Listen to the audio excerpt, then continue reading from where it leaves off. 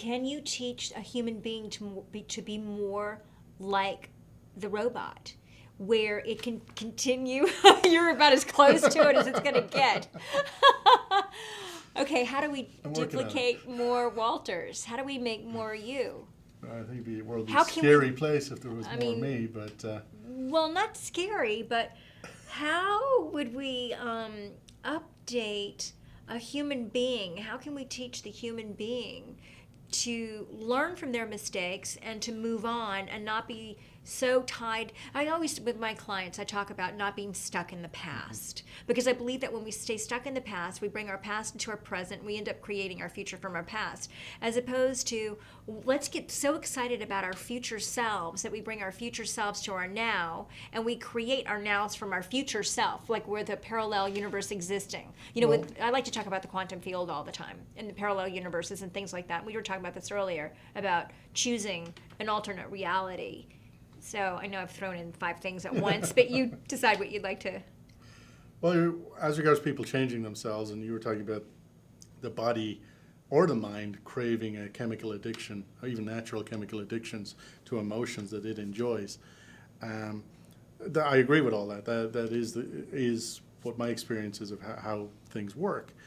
Now, in terms of how can people change themselves and cure themselves and become what they want to become, that's a mixture of logic and discipline, and whether the left-hand side of the brain, the logical part of the brain, wins out in terms of prioritizing and controlling the rest of the body or not.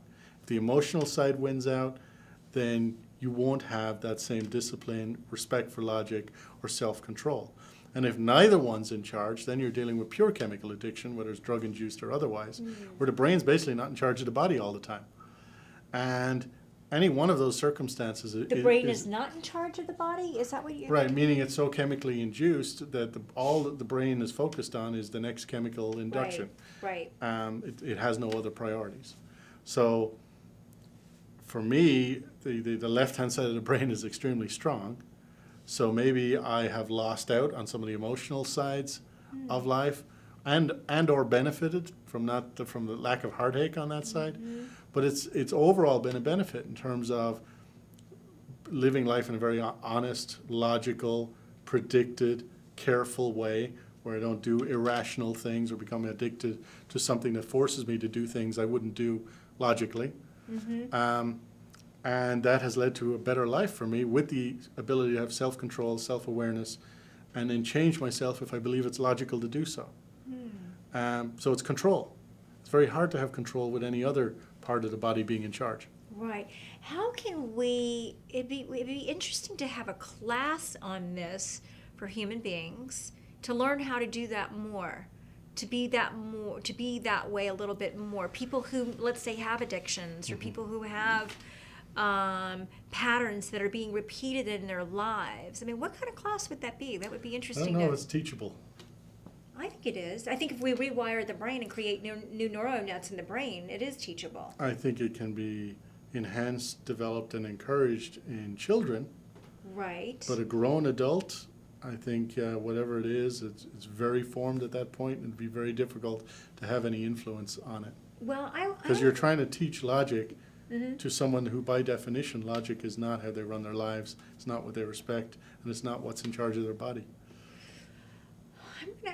I wonder if somebody made a conscious effort.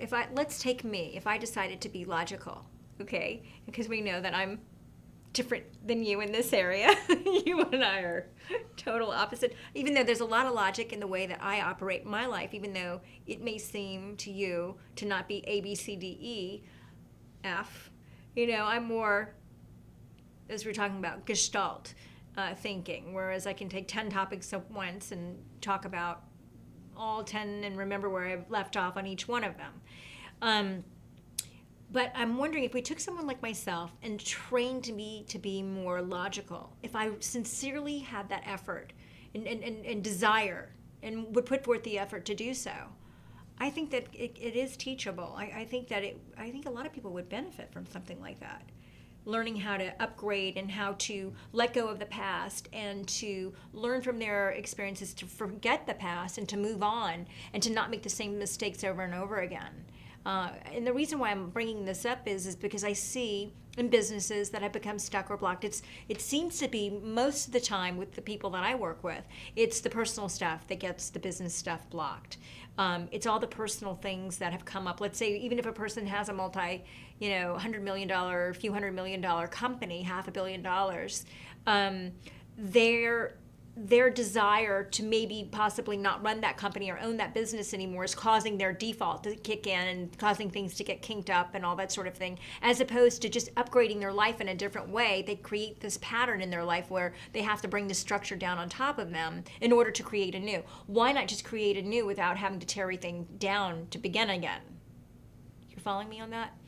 There are people who do this. I follow what you're saying. I'm not sure we'll ever know. Yeah, I mean, but it would be interesting to be able to teach that, to move forward and to continue to create a new and be more logical and upgrade as you go along, as opposed to having to pull the structure down on top of you in order to create a new.